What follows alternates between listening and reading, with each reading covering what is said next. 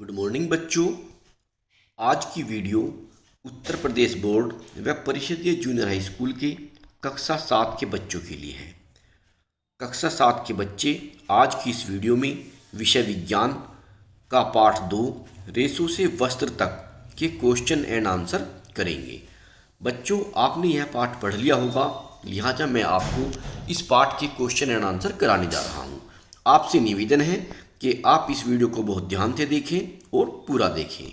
इस कार्य को आपको अपनी नोटबुक में भी लिखना है। तो देखते हैं पाठ 2 रेशो से वस्त्र तक के question and answer.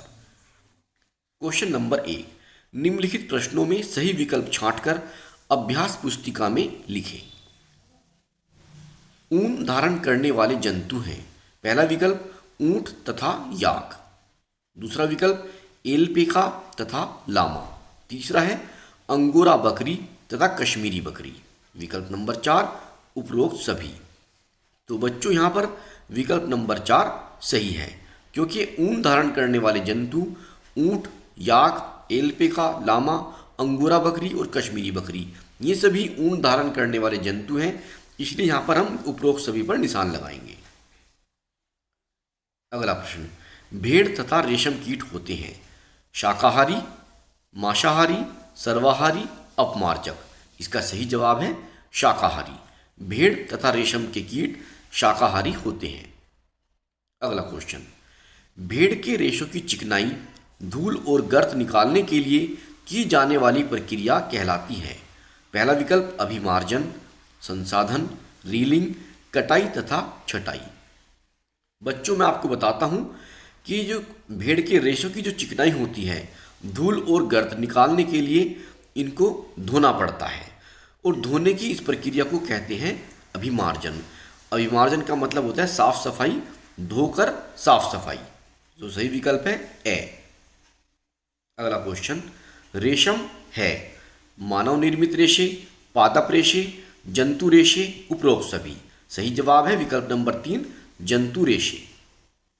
Question number 2, रिक्त स्थानों की पूर्ति कीजिए। पहला, ऊन सामान्यतः पालतू भेड़ों के त्वचीय बालों से प्राप्त किए जाते हैं। यहाँ पर बालों आएगा। ख, ऊन के रेशों के बीच वायु रुककर ऊष्मा की कुचालक को कार्य करती है। यहाँ पर आएगा कुचालक, यानी कि ऊन के रेशों के बीच वायु रुककर ऊष्मा की कुचालक का कार्य करती है। ग, रेशम प्राप्त करने के लिए रेशम कीट पालन विज्ञान जो है सेरीकल्चर कहलाता है। यहाँ पर सेरीकल्चर आएगा। घ, प्यूपा के चारों ओर रेशम ग्रंथि से स्रावित पदार्थ से लिपटी संरचना कोया या कोकून कहलाती है।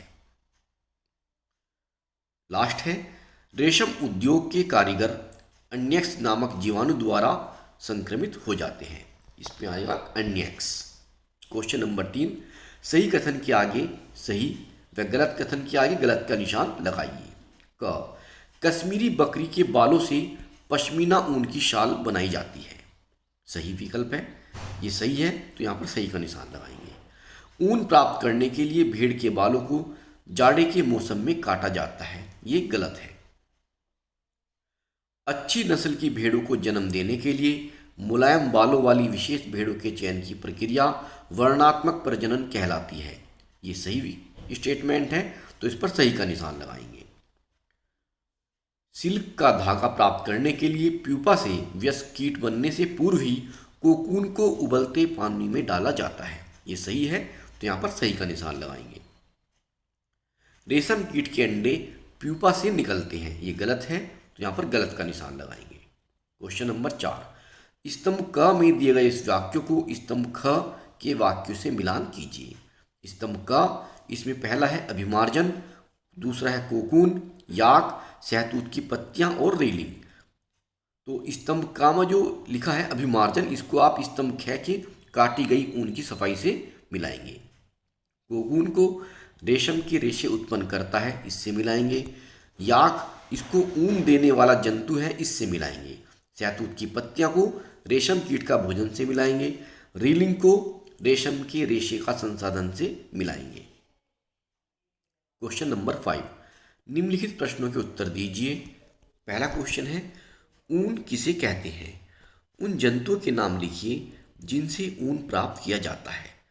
इसका उत्तर है सामान्यतः भेड़ की त्वचा के बाल से प्राप्त किए गए जाने वाले मुलायम घने रेशों को ऊन कहा जाता है। ध्यान से देखें, सामान्यतः भेड़ की त्वचा के बाल से प्राप्त किए जाने वाले मुलायम घने रेशों को ऊन कहा जाता है। अगला प्रश्न, ऊन प्रदान करने वाले भेड़ों की कुछ भारतीय नस्लों के नाम लिखें। इसका उत्तर है जम्मू कश्मीर के पहाड़ी क्षेत्रों में पाई जाने वाली अंगोरा बकरी तथा कश्मीरी बकरी। ये दो नस्ल हैं, अंगोरा और कश्मीरी। ग, वर्णात्मक प्रजनन से आप क्या समझते हैं? इसका उत्तर है भेड़ की जिन नस्लों के शरीर पर घने बाल होते हैं उनका अच्छी नस्ल की भेड़ों को जन्म देने के लिए जनक के रूप में चयन करने की प्रक्रिया को वर्णात्मक प्रजनन कहते हैं। यानी कि जिन भेड़ के ऊपर घने बाल होते हैं उनका अच्छी नस्ल की भेड़ों को जन्म देने के लिए चयन किया जाता है, इसी को वर्णात्मक प्रजनन कहते हैं। नेक्स्ट क्वेश्चन, जाड़ों में ऊनी वस्त्रों को पहनना क्यों आरामदायक होता है? इसका उत्तर है ऊनी रेशों के बीच वायु अधिक मात्रा में भर जाती है जो ऊष्मा की कुचालक की भांति कार्य करने लगती है। इस प्रकार सर्दी के मौसम में ऊनी वस्त्र पहनने पर शरीर का ताप स्थिर रहता है और ठंड नहीं लगती है, जिसके कारण जाड़ों में ऊनी वस्त्र पहनना आरामदायक होता है। अगला क्वेश्चन है, रेशम प्राप्त करने के लिए रेशम कीट के कोकून को उबलते पानी में डालना क्यों आवश्यक होता है? कारण दीजिए। इसका उत्तर है रेशम प्राप्त करने के लिए प्यूपा से वयस्क कीट बनने के पूर्व ही कोकून को एकत्रित करके उन्हें उबलते पानी में 95 डिग्री सेल्सियस से 97 डिग्री सेल्सियस तक लगभग 10 से 15 मिनट के लिए डाल दिया जाता है। इससे कोकून के चारों ओर लिपटे रेशों के बीच का जो चिपचिपा पदार्थ होता है तथा रेशम के परते ये पृथक हो जाते हैं। चिपचिपा पदार्थ खुल जाता है और रेशम के रेशे अलग हो जाते हैं। क्वेश्चन नंबर 6, रेशम कीट के विभिन्न किस्मों से प्राप्त कुछ रेशम के रेशों के नाम लिखें। इसका उत्तर है रेशम कीट के विभिन्न किस्मों से प्राप्त कुछ रेशे हैं टसर रेशम, मंगा रेशम, कोसा रेशम और एरी रेशम आदि। क्वेश्चन नंबर 7, ऊंट ऊन तथा रेशम के दो दो उपयोग लिखिए। इसका उत्तर है ऊन से ऊनी वस्त्र तथा कंबल बनाए जाते हैं, रेशम से रेशमी वस्त्र एवं पैरासूट बनाए जाते हैं। क्वेश्चन नंबर 8, भेड़ के रेशों को ऊन में संसाधित करने के विभिन्न चरणों को क्रम अनुसार वर्णित कीजिए। इसका उत्तर है भेड़ के रेशों को ऊन में संसाधित करने के लिए जो विभिन्न चरण हैं वो निम्न प्रकार हैं। चरण नंबर 1, भेड़ों के बालों की कटाई मशीनों द्वारा भेड़ के बालों की कटाई की जाती है जो सामान्यतः गर्मी के मौसम में होता है। दूसरा, अभिमार्जन कटाई के बाद रेशों को पानी की टंकियों में डालकर अच्छी तरह से धोया जाता है।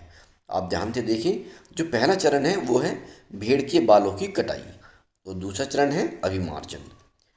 कटाई के बाद रेशों को पानी की टंकियों में डालकर अच्छी तरह से धोया जाता है जिससे उनकी चिकनाई, धूल और गर्द निकल जाए। यह प्रक्रिया अभिमार्जन कहलाती है। और तीसरा चरण है छटाई। अभिमार्जन के बाद रेशों की छटाई होती है जिसमें अच्छे लोएदार रेशों को उनकी लंबाई, चिकनाई तथा हल्केपन के आधार पर अलग अलग कर लिया जाता है। चरण नंबर 4, कताई। अभिमार्जन से प्राप्त रेशों को सुखाने के बाद छोटे छोटे कोमल व फूले हुए रेशों की ऊन के धागे के रूप में कताई की जाती है। चरण नंबर 5, रंगाई। भेड़ों अथवा बकरियों से प्राप्त रेशे प्रायः काले, भूरे अथवा सफ़ेद रंग के होते हैं। विविधता पैदा करने के लिए इन रेशों की विभिन्न रंगों में रंगाई की जाती है। और चरण नंबर 6 है ऊनी धागा बनाना। हंगाई के बाद इन रेशों को सुलझाकर सीधा किया जाता है और फिर लपेटकर उनसे ऊनी धागा बनाया जाता है। तो आपने यहाँ पर देखा, ये कुल मिलाकर 6 चरण हैं जिस तरह से ये बनाए जाते हैं। एक बार फिर बताता हूँ मैं। पहला चरण हो गया है जो भेड़ के रेशों से जो ऊन बनाई जाती है इसके 6 चरण हैं। पहला चरण हुआ भेड़ों के बालों की कटाई, दूसरा हुआ अभिमार्जन, फिर छटाई, कताई, रंगाई और फिर ऊनी धागा बनाना। तो ये कुल मिलाकर 6 चरण हैं। तो बच्चों आपको इस कार्य को बहुत ध्यान से करना है। इस वीडियो को आप पीछे हटाकर भी देख सकते हैं। इस कार्य को आपको अपनी कॉपी में नोट करना है। अगर इस वीडियो को मेरे शिक्षक साथी देख रहे हैं तो इनसे निवेदन है कि प्लीज़ मेरे YouTube चैनल को आप सब्सक्राइब करें और इस वीडियो को अपने साथियों में, अपने अन्य टीचर्स में शेयर करें, जिससे वो भी इस वीडियो को अपने बच्चों में शेयर कर सकें। इस वीडियो में इतना ही। मिलते हैं आपसे बहुत जल्द अगली वीडियो में। धन्यवाद।